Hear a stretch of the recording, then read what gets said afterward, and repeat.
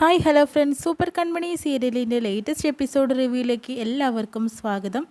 അങ്ങനെ തന്നെ കൺമണി കൃഷിനോട് പറയുന്നുണ്ട്, സാർ എത്രയും പെട്ടെന്ന് തന്നെ വീട്ടിലേക്ക് തന്നെ തിരിച്ചു പോകണം. അവിടെ സാറിനെ കാത്തിരിക്കാൻ ഒരു അമ്മയുണ്ട്, മാത്രമല്ല ഒരു അച്ഛനും ഉണ്ട്. അവർ സാറ് വരുന്നതും കാത്തിരിക്കുകയായിരിക്കും. എന്തിനാ സാർ ഇങ്ങനെ വിഷമിച്ചുകൊണ്ട് നിൽക്കുന്നത് എന്ന് പറയുന്നു.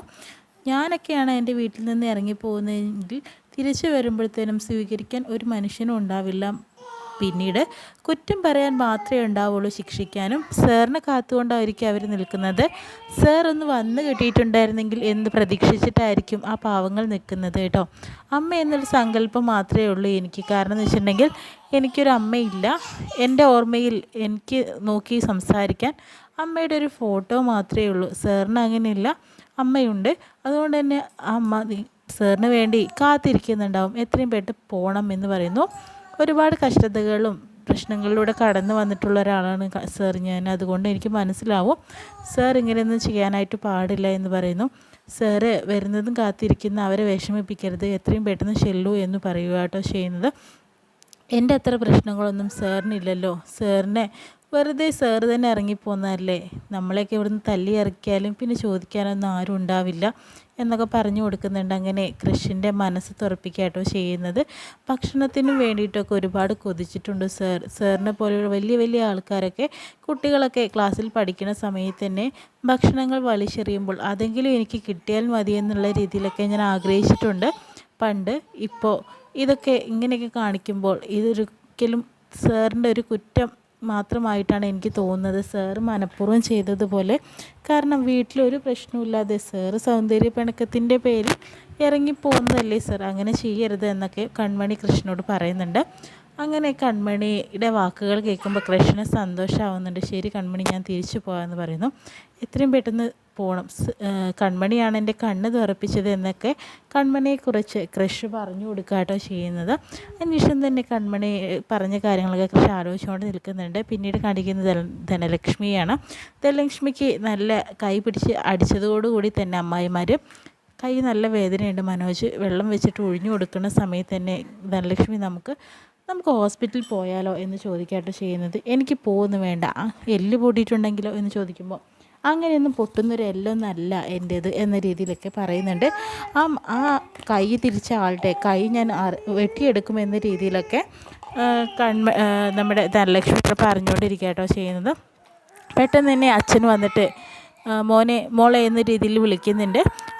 മോളെ കയ്യിന് എങ്ങനെയുണ്ടെന്ന് പറയുന്നു. നിങ്ങൾ കാരണമല്ലേ ഇങ്ങനെയൊക്കെ സംഭവിച്ചത്. നിങ്ങളുടെ ഒരു മകളും എന്നെ ഈ കൊലയ്ക്ക് കൊടുത്തിട്ട് വേണമല്ലോ നിങ്ങൾക്കൊക്കെ ജീവിക്കാൻ. അങ്ങനെ തന്നെ ആവട്ടെ എന്ന രീതിയിലൊക്കെ ധനലക്ഷ്മി പറയാട്ടോ ചെയ്യുന്നത്. അപ്പോൾ ഞാനൊന്നും അറിഞ്ഞില്ല. അപ്പോൾ നിങ്ങളെല്ലാവരും കൂടി ഒത്ത് ചേർന്നിട്ടാണല്ലോ ഇങ്ങനെയൊക്കെ. ഇത് നടക്കാൻ പോകുന്നില്ല, നിങ്ങൾ കണ്ടോ എന്ന് പറയുന്നു. അപ്പോൾ മനോജ് പറയുന്നു, ഒന്ന് നിൽക്ക് ലക്ഷ്മി, വേണ്ട ഞാൻ നിർത്തി, നിങ്ങൾ സംസാരിക്കുക, അച്ഛനും മകനും സംസാരിച്ചിട്ട് തീരുമാനങ്ങളൊക്കെ എടുക്കുന്നിട്ട് വാതിലടയ്ക്കാട്ടോ ചെയ്യുന്നത്. അച്ഛൻ ഞാൻ എന്ത് ചെയ്യാനാണ്, ഇവളെ ഉപേക്ഷിക്കാൻ എനിക്ക് പറ്റില്ലല്ലോ. മാത്രമല്ല ഇനി ആ 10 ലക്ഷം അതുപോലെ 101 പവനും കിട്ടാൻ വേണ്ടിയിട്ട് ലക്ഷ്മിയെ കല്യാണ ബന്ധത്തിൽ നിന്ന് ഒഴിവാക്കാനേ പറ്റുള്ളൂ എന്ന് പറയുന്നു. അപ്പോൾ മോനെ നീ എന്തിനാ അങ്ങനെയൊന്നും പറയല്ലേ എന്ന രീതിയിൽ അച്ഛൻ പറഞ്ഞു കൊടുക്കാട്ടോ ചെയ്യുന്നത്. അല്ലാതെ ഞാൻ എന്താണ് അച്ഛാ ചെയ്യേണ്ടത് എന്നുള്ള രീതിയിൽ ചോദിക്കുന്നുണ്ട്. കൺമണിയോട് എനിക്ക് സംസാരിക്കണം എന്ന് പറഞ്ഞിട്ട് കൺമണിയുടെ റൂമിലേക്ക് പോകുന്നു കേട്ടോ. ആ സമയത്ത് തന്നെയാണ് ഗോകുൽ പറഞ്ഞ കാര്യങ്ങൾ, അതായത് കൃഷ് സാറ് അപ്പയ്ക്കുള്ളതാണെന്ന രീതിയിലൊക്കെ പറഞ്ഞത് ആലോചിച്ചുകൊണ്ടിരിക്കുകയാണ് കൺമണി. അതിനുശേഷം തന്നെ താലിമാല എടുത്തിട്ട് നോക്കുന്നുണ്ട് കേട്ടോ. താലിമാല കാണുമ്പോൾ ഒരുപാട് വിഷമാവുന്നുണ്ട്. എന്തൊരു ഗതികേടാണിത്. കാരണം ഈ താലി കെട്ടിയ ഒരാളിനെ എല്ലാവരുടെ മുന്നിൽ പുറന്ന് കാണിക്കാൻ പോലും തനിക്ക് സാധിക്കുന്നില്ലല്ലോ എന്നൊരു വിഷമത്തോടു കൂടി കൺമണി നിൽക്കുകയാണ് ചെയ്യുന്നത്. അതിനുശേഷം തന്നെ മോളേന്ന് വിളിച്ചിട്ടാണ് കേട്ടോ ചെല്ലേണ്ടത്. മോളേന്ന് വിളിച്ചിട്ട് ചെല്ലുന്നതിന് സമയത്ത് തന്നെ ആ ഏട്ട വാതിൽ തുറക്കുകയായിട്ട് ചെയ്യുന്നത്. ഏട്ടനാണെന്ന് പറയുമ്പോൾ അതിനുശേഷം തന്നെ മോൾക്ക് പോകാൻ സമയം വൈകിയോ എന്ന് ചോദിക്കുന്നുണ്ട്. സമയം വൈകിയാലും കുഴപ്പമില്ല, ഏട്ടന് വേണ്ടി കുറച്ച് സമയം ഞാൻ നിന്നോളാം എന്ന രീതിയിൽ പറയുന്നുണ്ട്. പിന്നെ മോളെ ഞാനൊരു കാര്യം പറയാനായിട്ട് വന്നതാണെന്ന് പറയുന്നു.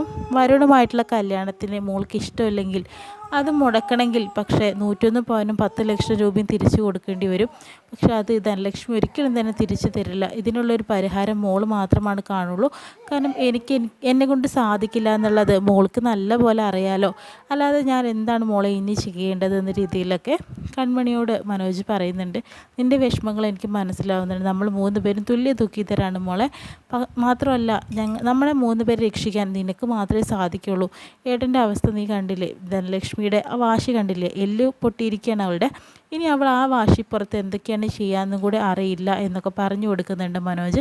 എനിക്കൊന്നും ചെയ്യാനായിട്ട് സാധിക്കില്ല. BR ഡിസൈനിലേക്ക് നീ വരുന്നില്ലെങ്കിൽ വരണ്ട. കാരണം ഞാൻ ആ ഒരു ചാപ്റ്റർ വിട്ട് കഴിഞ്ഞു. പക്ഷെ വരുണിൻ്റെ കാര്യത്തിലൊരു തീരുമാനം മോള് തന്നെ എടുക്കണം. കാരണം ആ പൈസ തിരിച്ചു കൊടുക്കുകയാണെങ്കിലും അവനോട് കാര്യങ്ങൾ പറഞ്ഞ് മനസ്സിലാക്കുകയും വേണം. ഇതെല്ലാം നമ്മുടെ ഉത്തരവാദിത്തമാണ് മോളെ എന്ന രീതിയിലൊക്കെ കൺമണിയോട് മനോജ് പറയുക ചെയ്യുന്നത്. എത്രയും പെട്ടെന്ന് ഇത് ലാസ്റ്റായിട്ടാണ് ഞാൻ പറയുക. ഇനി ഒരിക്കലും തന്നെ ഏട്ടന് ഈ ഒരു കാര്യം പറഞ്ഞിട്ട് മോളുടെ മുന്നിലേക്ക് വരില്ല എന്നും പറയുന്നു കേട്ടോ. അതിനുശേഷം തന്നെ മനോജ് പോകുമ്പോഴത്തേനും അച്ഛൻ പറയുന്നുണ്ട്, ചെറുപ്പം മുതൽ നിൻ്റെ ആഗ്രഹങ്ങളെല്ലാം തന്നെ അച്ഛൻ നിറവേറ്റി തരാമെന്ന് പറഞ്ഞിട്ടുണ്ട്. പക്ഷേ ഇപ്പം നിൻ്റെ ആഗ്രഹങ്ങളെല്ലാം തന്നെ തട്ടിയെടുത്തിട്ടാണ് ഞങ്ങൾ ഈ ഒരു കാര്യത്തിലേക്ക് നിൽക്കുന്നത് എന്നൊക്കെ പറഞ്ഞു കൊടുക്കുക കേട്ടോ. എന്തൊരു ഗതികേടാണ് എൻ്റെ ഒരു ഗതികേട്, ഇങ്ങനെ ഒരു ഗതികെട്ടൊരു അച്ഛൻ ജീവിതത്തിൽ ഉണ്ടാവില്ല എന്നൊക്കെ പറയുകയാണ്. അതിനുശേഷം തന്നെ അച്ഛൻ കരയുമ്പോഴത്തേന് കൺമണിക്ക് സങ്കടമാവുന്നുണ്ട്.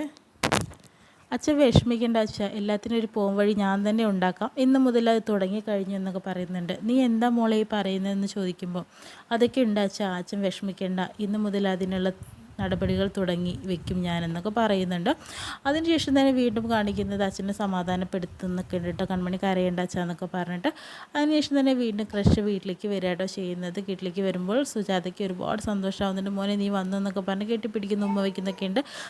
സാഗർ വരുമ്പോഴത്തേനും എല്ലാവരോടും സോറിയൊക്കെ പറയുന്നുണ്ട് കേട്ടോ. ഞാൻ ഇനി ഒരിക്കലും തന്നെ ആവർത്തിക്കില്ല, എൻ്റെ കണ്ണ് തുറപ്പിച്ചത് കൺമണിയാണെന്ന രീതിയിലൊക്കെ സംസാരിക്കുന്നുണ്ട്. അവളാണ് എനിക്കെല്ലാം തന്നെ ഉപദേശിച്ച് തന്നത്. ഈ അച്ഛനോടും അമ്മേനോടുള്ള സ്നേഹം ഒരിക്കലും ഞാൻ ഇനി വേണ്ടാന്ന് വെക്കില്ല എന്നൊക്കെ പറഞ്ഞ് കെട്ടിപ്പിടിക്കുന്നൊക്കെ ഉണ്ട്. പിന്നെ എനിക്ക് നിങ്ങൾ ഉണ്ടാക്കുന്ന ഭക്ഷണം, എൻ്റെ അമ്മ ഉണ്ടാക്കുന്ന ഭക്ഷണം എത്രയും പെട്ടെന്ന് ഉണ്ടാകണം. ഒരു ദിവസമായിട്ട് ഞാൻ പട്ടിണിയല്ലേ, എത്രയും പെട്ടെന്ന് ഉണ്ടാക്കി വെക്കുക, എനിക്ക് ഭക്ഷണം കഴിക്കാൻ കൊതിയാവണം, ഞാൻ കുളിച്ചിട്ട് വരാറിട്ട് ഓടി പോകുന്നു കേട്ടോ. അതിന് ശേഷം സാഗറിനും അതുപോലെ സുജാതയ്ക്കും ഒരുപാട് സന്തോഷമാകുന്നുണ്ട്. ഇത് കാണിക്കുന്നത് വരുണിൻ്റെ അച്ഛനെ കാണാനായിട്ട് കൺമണി പോവുകയാണ്. കാരണം എല്ലാം കൊണ്ടും സംസാരിക്കണമല്ലോ, എന്തൊക്കെ പ്രശ്നങ്ങളൊക്കെ ഉണ്ടല്ലോ അതൊക്കെ ഒതുക്കി തീർക്കണം. മാത്രമല്ല കൺമണി വരുണുമായിട്ടുള്ള കല്യാണം അത് വേണ്ടാന്ന് വെക്കണം, അതിന് വേണ്ട കാര്യങ്ങളൊക്കെ പറയണം എന്ന രീതിയിൽ തന്നെയാണ് കൺമണി ചെല്ലുന്നത് കേട്ടോ. കാരണം വരുണിൻ്റെ അങ്കിളെ എനിക്കൊരു കാര്യം പറയാനുണ്ടെന്ന രീതിയിലൊക്കെ പറയാൻ ചെല്ലുമ്പോഴത്തേനും വരുൺ അവിടെ നോക്കി നിൽക്കുന്നുണ്ട് കേട്ടോ. മോള് എന്താണ് വേണ്ടത് നിനക്കെന്ന രീതിയിൽ ചോദിക്കുന്നുണ്ട്. കൺമണി പറയാൻ തുടങ്ങുന്നതോടുകൂടിയാണ് ഇന്നത്തെ എപ്പിസോഡ് വിശേഷം കഴിയുന്നത്.